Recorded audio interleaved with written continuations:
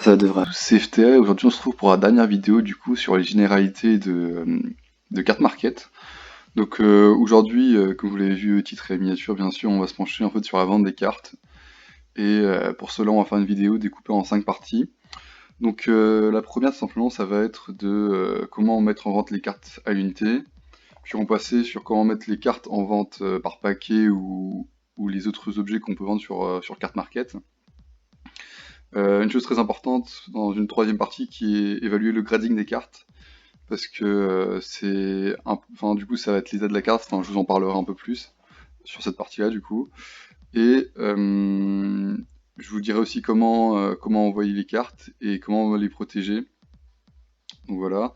Et pour finir, nous parlons en fait des problèmes qu'il peut y avoir sur les cartes market, comment trouver une solution à ce problème-là, et comment du coup communiquer avec l'acheteur aussi dans ce moment-là ou en général. Du coup, nous allons passer tout de suite à la première partie, donc comment mettre en vente les cartes à unité. Donc simplement là on va se retrouver sur la page d'accueil. Il va y avoir tout simplement deux méthodes pour mettre en vente les cartes à unité. Donc tout d'abord il y aura une première en allant sur vendre tout simplement, puis article, enfin vendre article, c'est vendre des articles. Ensuite vous mettez list mixed product. Et là, vous allez obtenir du coup, enfin là vous allez du coup mettre ce que vous voulez comme catégorie, des cartes, des boîtes, enfin des displays, des starter decks, des structure decks, voilà. Vous recherchez le nom de la carte ici, vous mettez la langue, vous mettez l'édition que vous voulez. Donc juste pour revenir sur tout ça, sur les filtres que vous voulez rajouter, je vais ajouter quelques points. En fait, normalement toutes les cartes Yu-Gi-Oh, vous les trouverez dans, euh, dans la base de données, c'est sûr à 100%. C'est juste que, enfin, les cartes Yu-Gi-Oh européennes bien sûr, hein, pas les cartes de l'ECG. Voilà. Euh, donc, en fait, tout simplement, si vous ne trouvez pas le nom en français, c'est qu'il va falloir mettre le nom en anglais. Pour certaines éditions, les abréviations, enfin, dire comment dire, enfin, ce que vous voyez en dessous de la carte, voilà, donc par exemple LED7, LOD, donc là par exemple vous avez LOD, mais du coup ça va être un peu bizarre là, mais bref, en gros, c'est que certaines de ces abréviations sont en anglais. Donc c'est-à-dire par exemple le deck de démarrage Joey, où normalement sur la carte c'est écrit DDJ, vous aurez en anglais du coup ça donnera Starter Deck Joey, donc SDJ. Et il faudra prendre ça en compte parce que vous allez devoir pas chercher DDJ parce que vous ne le trouverez jamais. Ce sera plutôt SDJ du coup, où vous devrez pour pouvoir le retrouver. Donc moi le petit tip c'est que éventuellement si je connais pas la version anglaise, je vais sur OTK Expert et je mets une carte enfin vous cherchez tout simplement la carte en version anglaise dans l'édition que vous souhaitez, voilà, donc voilà, petit tips. Et oui, du coup, c'est la seule chose, je pense, qui est vraiment utile à noter, voilà.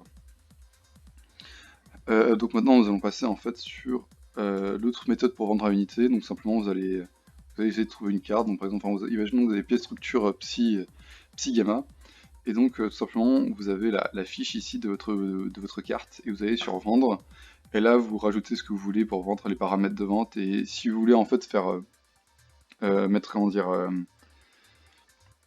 mettre plusieurs cartes en vente qui soient ou françaises ou dans le même état ou première édition. Du coup, ce qui se passe, c'est par exemple, imaginons, du coup, reprenons l'exemple, j'ai que des cartes françaises en Mint première édition, et vous voulez mettre à chaque fois le même commentaire. Vous tapez sur sauvegarder les paramètres, et du coup, les prochaines cartes comment ça s'appelle, que vous allez mettre en vente par ce système-là, en fait, elles vont garder ce paramétrage. Et par contre, au bout d'un moment, ça s'enlève bien sûr, mais c'est juste, on va dire, dans la minute qui suit, si vous voulez vendre un truc, bah, ça gardera le paramétrage. Voilà. Donc maintenant, nous allons passer à la deuxième partie. Donc la deuxième partie, donc on va revenir sur la page d'accueil cette fois-ci, et on va du coup aller sur vendre, mais cette fois-ci vendre des articles, mais cette fois-ci on va pas cliquer sur list mixed product, excusez-moi, seulement on va cliquer sur lister les cartes en masse. Donc désolé pour le petit bruit. Donc là, comme tout à l'heure, vous pouvez vous choisissez l'édition que vous souhaitez, voilà. Donc les éditions là en l'occurrence elles sont vraiment en anglais, par exemple vous voyez Starter et tout ça. Donc vaudrait mieux connaître les éditions en anglais, pardon. Et Du coup, ensuite, vous pouvez aussi trier par rareté aussi dans les éditions que vous souhaitez. Et ensuite, ça c'est intéressant, parce que en gros, moi en général, enfin, personnellement, ce que je fais, c'est que j'ai plutôt tendance, en fait, quand j'ouvre une édition ou plusieurs boosters d'une même édition, c'est de trier les cartes en fonction de leur numéro. Mais sauf que là, vous pouvez choisir en fonction de la rareté, du numéro, enfin tout ce que vous voulez. Et moi, du coup, en l'occurrence, je veux plus numéro, mais bon, voilà. Donc en général, je fais plutôt ça. Et voilà ce que vous avez. Donc là, comme vous voyez, en fait, tout est en Earmint en anglais. Et du coup, la technique pour tout changer d'un coup, tout simplement, ça va être de tout sélectionner. Vous mettez en français, là vous mettez l'état enfin, la condition de votre carte. Vous mettez si c'est une première édition, vous mettez un petit commentaire si vous voulez. Par exemple, bon, je vais mettre un... Voilà, tac, on va mettre ça. Et là, en fait, c'est pour le prix. Donc là, en l'occurrence, je sais pas si... Ah bah si, voilà. Donc là, vous avez en fait toute la correspondance directement en cliquant. Donc là où c'est le prix le moins cher. Dans toutes les langues, bien sûr, parce que sinon, c'est pas drôle. En général, moi, ce que je fais, c'est que je mets low price. Enfin, je mets le low. Et ensuite, enfin, quand c'est une nouvelle édition, bien sûr, ensuite, quand c'est des anciennes, enfin voilà, donc je fais un peu gaffe. Mais en général, je mets le prix le plus bas. Et je vérifie chaque carte, parce que enfin, je vérifie chaque carte une à une, c'est plus rapide de faire dans ce sens-là que de mettre à chaque fois 0, enfin, de mettre 2 centimes par carte. Je trouve que c'est une méthode beaucoup plus rapide. Donc tout simplement, mettez low price et vous regardez en fait les cartes une par une pour voir la cote. Et au pire, vous changez quoi. Je trouve ça beaucoup plus simple, voilà. Donc si vous voulez faire, si vous avez une meilleure méthode, mettez-la dans les commentaires. Donc voilà, ensuite Trend c'est pris basé sur une régression linéaire de 30 jours de vente. Ouais, enfin en gros c'est qu'il regarde la moyenne sur 30 jours quoi, enfin je sais pas comment expliquer trop ça, mais bref, c'est compliqué, c'est des maths statistiques, enfin des maths statistiques assez simples. Bon, ensuite prix moyen sur 1, 7 et 30 jours, et le prix le plus élevé pour un produit identique que tu as déjà vendu, donc voilà. Est-ce que j'ai des choses à montrer dessus particulièrement? En fait, c'est que j'ai un petit carnet, enfin j'ai un petit drive où j'ai noté les choses pour vérifier si j'oublie rien.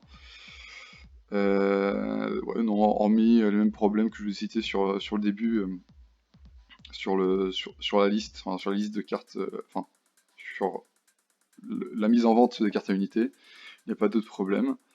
Donc voilà. Et sinon, du coup, on va revenir en fait sur l'accueil.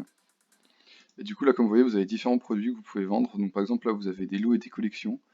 Donc là, par exemple, vous pouvez vendre 10 au lot rare. Donc là, enfin, je considère ça comme voilà, comme un nombre de cartes. Et donc là, vous pouvez directement les mettre en vente ici. Donc voilà, pour ces deux premières parties, normalement, j'ai pas d'autre chose à vous raconter. Donc voilà. Donc maintenant, on va passer au grading des cartes. Donc comment évaluer le grading des cartes. Donc tout simplement pour connaître donc, le grading déjà, qu'est-ce que c'est? En fait, tout simplement, ça va être l'état de la carte et ça va du coup permettre au client de voir, de connaître en fait l'état de la carte. Et en fait, il faut savoir que cet état est un peu normalisé sur Card Market, puisque tout simplement, en fait, vous allez pouvoir voir cette norme en cliquant sur. Bon, je reviens en arrière parce que je suis peut-être parti un peu vite. Mais en gros, vous allez chercher une carte. Vous allez du coup, enfin c'est sur toutes les cartes c'est comme ça. Vous allez avoir des petites têtes du coup qui indiquent en fait l'état de la carte, le grading de la carte. Vous allez tout simplement cliquer dessus. Et là vous allez avoir une page qui s'ouvre et donc vous allez avoir toutes les normes. Donc à savoir que Mint c'est vraiment carte sortie du booster directement. Nier Mint c'est voilà sortie du booster. Bon excellent voilà etc etc. C'est indiqué, il y a des photos pour vous montrer. Et vraiment, vous devez vous baser dessus. Si vous avez un doute, vraiment mettez le grading en dessous, quoi. Enfin, parce que encore si c'est pas des cartes de collection, ça peut passer. Mais si les mecs veulent vraiment collectionner, là ils peuvent vraiment vous emmerder, quoi, parce que le grading peut être incorrect et tout ça, et vous allez devoir rembourser des conneries comme ça. Bon, bref, c'est des emmerdes qui servent à rien. Enfin, dans le sens où enfin, vous voulez juste vendre des cartes, et si le grading n'est pas bon, enfin le mec va vous emmerder dans toutes les conneries qui vont avec. Mais bon, bref. Ensuite, il y a des cas un peu spécifiques du coup, où il faut faire attention, parce qu'en gros, une carte qui est par exemple miscut ou comment dire, ou misprint, donc des cartes un peu altérées, ça va pas être considéré comme des cartes en fait en état poor, enfin en mauvais état, parce que tout simplement en fait, Konami les a imprimés comme ça, du coup ils sont considérés comme mint, donc L'état en fait va dépendre de l'état de la carte, ça va pas dépendre si la carte est mal imprimée ou quoi. Donc, en vrai, le mieux, c'est qu'il faudrait observer la carte un peu, on va dire, sous la lumière pour voir un peu les différents défauts, parce que des fois, il peut y avoir enfin, comment dire, des micro fissures, enfin un micro relief en fait la carte. Et ça, en fait, par exemple, sur des cartes qui commencent à coter un peu, genre du type un peu des ghosts qui commencent à coter, qui sont vieilles, ça peut vraiment jouer sur le prix de la carte. Donc voilà, si un mec vraiment collectionne la carte et veut un état nickel, et que vous lui présentez vous dites que c'est par exemple near mint et qu'il y a des rayures dans l'autre côté de la carte, bah il va un peu vous engueuler quoi, parce que voilà quoi, enfin c'est un peu, on va dire, enfin, pour moi c'est un peu du bon sens. Donc voilà, c'est tout pour le grading des cartes pour moi. Donc maintenant on va juste passer à l'envoi. Donc l'envoi des cartes va être très simple. En fait, vous avez, enfin, Card Market en fait vous propose en fait un modèle d'envoi, enfin qui est aussi on va dire un peu normalisé pour eux. Donc simplement vous allez dans Aide, emballage, et là voilà du coup il vous explique en fait étape par étape comment il faut emballer vos cartes. En fait c'est très simple. Enfin vous pouvez mettre des top loaders. Enfin pour moi eux ils déconseillent, mais moi franchement j'ai jamais eu de problème avec de top loaders. Mais vraiment, le plus sûr du sûr, c'est de mettre un bout de carton suffisamment rigide. Parce qu'en fait, tout simplement, les cartes peuvent. En fait, on a tous peur que les cartes se plient. Si vous mettez franchement juste une carte, enfin, en fait, si vous mettez un paquet de cartes ensemble et que vous mettez ça dans un papier, ça va aller parce que c'est assez suffisamment rigide.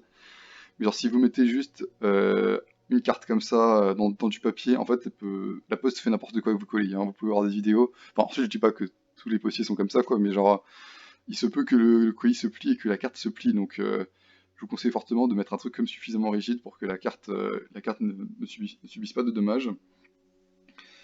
Euh, donc ensuite, les envois vont se faire les, les envois vont être généralement comment dire, en non suivi en non suivi prioritaire ou en suivi. Du coup, c'est juste que quand vous allez à la poste, vous allez demander un envoi suivi ou un envoi prioritaire selon la demande du client. Et dans des très rares cas, en recommandé, c'est dans des cas où vraiment la somme commence à dépasser. Genre, je sais même pas si faut être au-dessus de 100, je crois qu'il faut être à peu près au-dessus de 150, de 150 euros. Faut que je vérifie ça, je suis pas trop sûr. Attends, moi, j'ai un truc ici. Non, j'ai pas. Mais du coup, oui, vraiment, en recommandé, c'est que le mec, vraiment, il commence à avoir de l'argent et le site, en général, l'oblige à l'envoyer en recommandé. Et à ce moment-là, il va falloir remplir un bordereau et tout ce qui va avec. Donc voilà. Tac, tac, tac. Ouais, donc l'autoploader il marche. Est-ce que j'ai encore un truc? Ah oui. Il y a des points d'exclamation en fait sur certains trucs, enfin sur certains vendeurs. Donc faudrait que je prenne juste une carte. Par exemple, on va prendre celle-ci. Je sais pas s'il y en aura. Et yes, il y en a pas.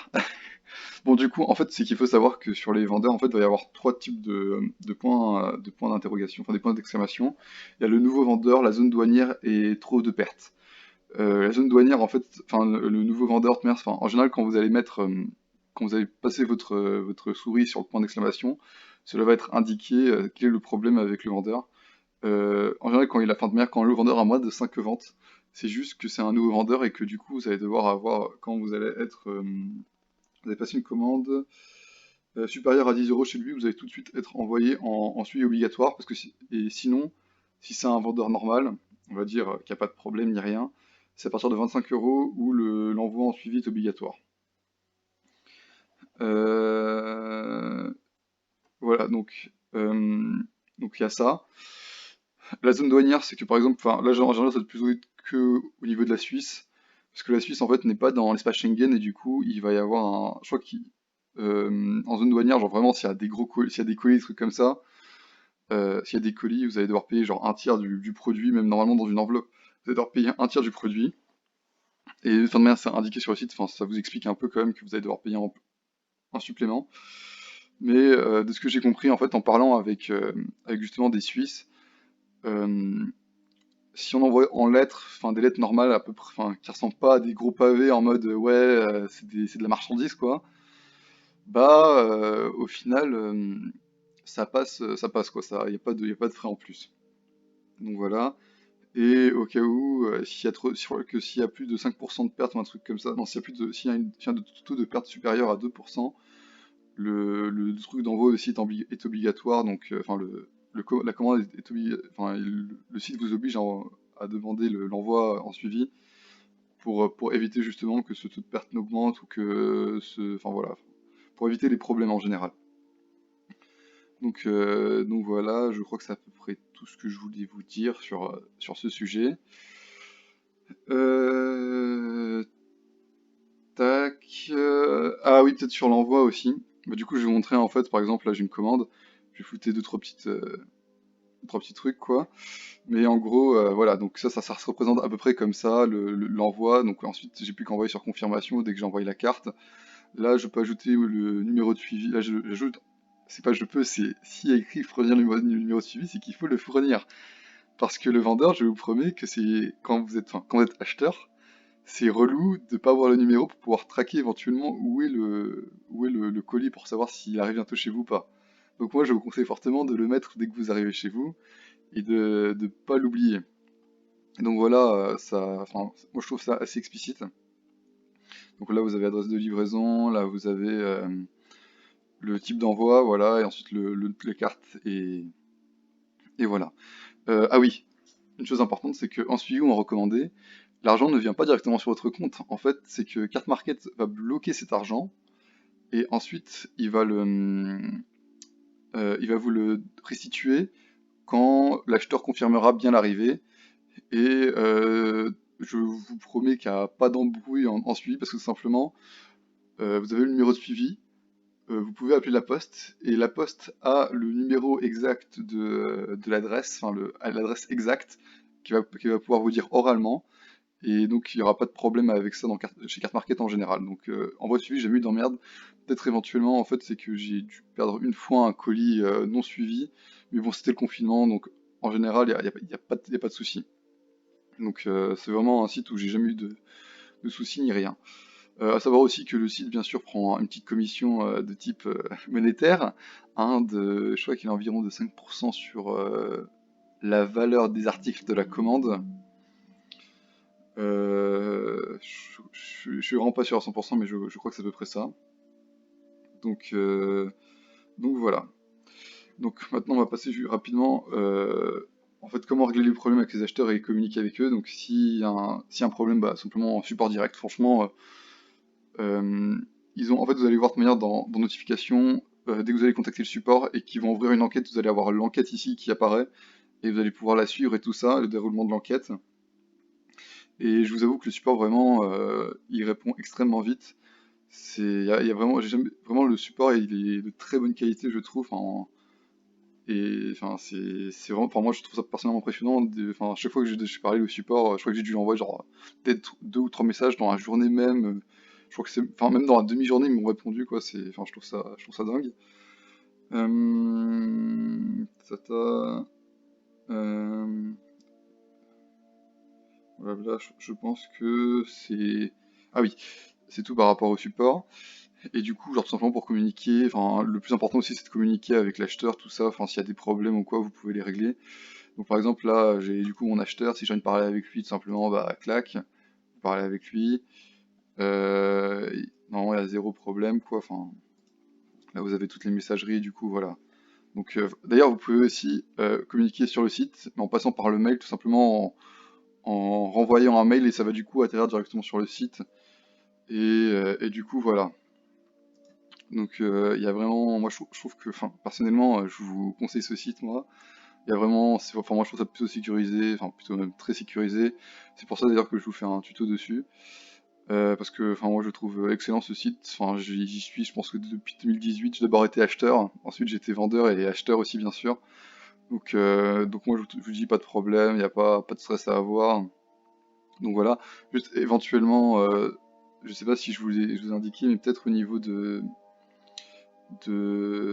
l'adresse. En fait, parce que l'adresse va être écrite de manière un peu européenne, on va dire, Parce qu'en fait, enfin je sais pas, mais en tout cas en Europe de l'Est c'est comme ça, c'est que, ou en Angleterre je crois même, c'est que vous avez le nom de la rue et ensuite, enfin vous avez le nom de la rue et ensuite le numéro. Alors qu'en France normalement c'est le numéro et ensuite le nom de la rue. Et il faut juste faire gaffe que voilà, tout soit bien écrit. Juste vérifier, vous pouvez vérifier enfin, on peut vérifier ça rapidement en fait en passant votre première commande. D'ailleurs, c'est écrit le numéro de votre adresse pour éviter en fait d'embrouiller même le vendeur, parce que moi des fois, genre j'ai des adresses, je comprends pas ce que je dois écrire et vraiment c'est n'importe quoi. Enfin genre, en fait la commande pourrait être envoyée le jour même alors qu'au final elle est renvoyée 3 jours après parce que l'acheteur ne regarde pas ses messages et tout ça. Donc juste vérifier certaines choses. Forcément celle-ci, mais sinon le site est très bien foutu. Je vous le conseille, il y a vraiment zéro souci dessus. Donc voilà. Donc en tout cas, je vous remercie d'avoir regardé cette vidéo et éventuellement même d'avoir regardé les 3 vidéos. Si vous voulez d'autres vidéos sur Carte Market, sur des tutos ou genre des trucs un peu plus complexes, parce que là en fait j'ai vraiment fait une généralité, j'ai peut-être un peu survolé des choses que vous voulez plus d'explications, vous pouvez m'envoyer un commentaire et donc voilà, donc si vous avez aimé, léchez vous pouvez mettre un pouce bleu, vous abonner. Vous pouvez aussi me suivre sur mes réseaux. Donc, je suis sur Twitter et Instagram. J'ai une chaîne Twitch, mais pour l'instant un peu inactif. Je vous tiendrai au courant, bien sûr, si elle redevient active. Et donc, je n'ai plus qu'à vous dire tchuss et à bientôt.